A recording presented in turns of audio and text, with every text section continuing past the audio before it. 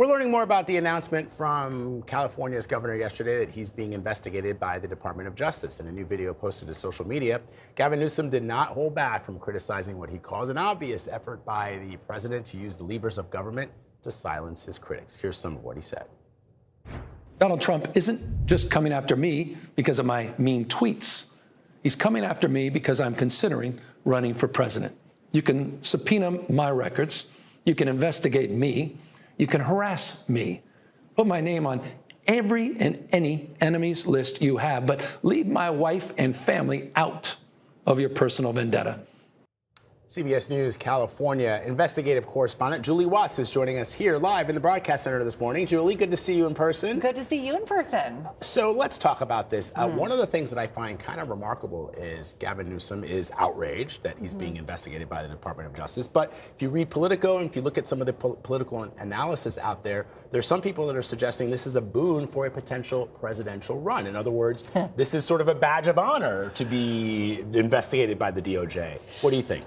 Absolutely. Okay. First of all, if you look at the background, this was not a social media video. This was him standing in front of flags, looking very presidential. I think the timing is interesting as well. Polling showed during our gubernatorial primaries that the number one thing voters were looking for was sort of the anti-Trump. Who could be tough against Trump? And I think we're seeing that sort of nationally. He knows that. And so this automatically pits him as the anti-Trump. So I think everybody thinks this is good for his campaign. Now, the question is there anything to investigate? And as he mentioned there, he said, stay away from my family. One of the things that folks outside of California may not realize is that California has this thing called behested payments. And it's pretty common for spouses of politicians to have nonprofits, and then those politicians ask folks to donate to those nonprofits.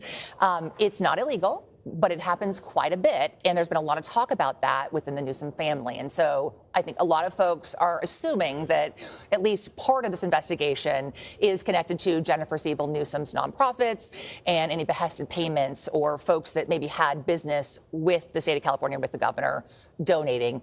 And then, as you may have heard, you may remember, Governor Newsom's chief of staff just pled guilty to federal charges working with Javier Becerra when he was HHS Secretary's chief of staff. And so there are some investigations, some things that they're looking into there. So far, neither Becerra nor Newsom has been indicated in any of that. And how is the administration responding to some of these allegations? They're not. The DOJ has no comment. They're saying this is a local investigation. It is not coming from D.C. It is not coming from the White House. And so, they haven't really even confirmed it. Julie, let me ask you before we go. How popular is Governor Newsom in California, and how popular do you think he will be on the national stage? Because if you follow his social media, he's been on fire with that. I mean, if you like that kind of stuff, the way that he's been able to hit back with podcasts against the administration. But there are some people who think, look, he looks too slick. He looks too California. California's had some issues. So I'm just getting a sense of how people feel about him there, but also national. It depends on the poll. It depends on the week, right? This shifts. I will say right now he is very popular. Coming out of what we call Prop 50, our redistricting effort, he was very popular. And he positioned himself, and he positioned redistricting as an anti-Trump measure. And so in a very blue state, he is very popular, right? Because he is the anti-Trump. We saw this even with our gubernatorial primaries. Those who were the most anti-Trump among the Democrats were elevated. I think that nationally among the Democratic Party, we may see that, and that may may be his opportunity.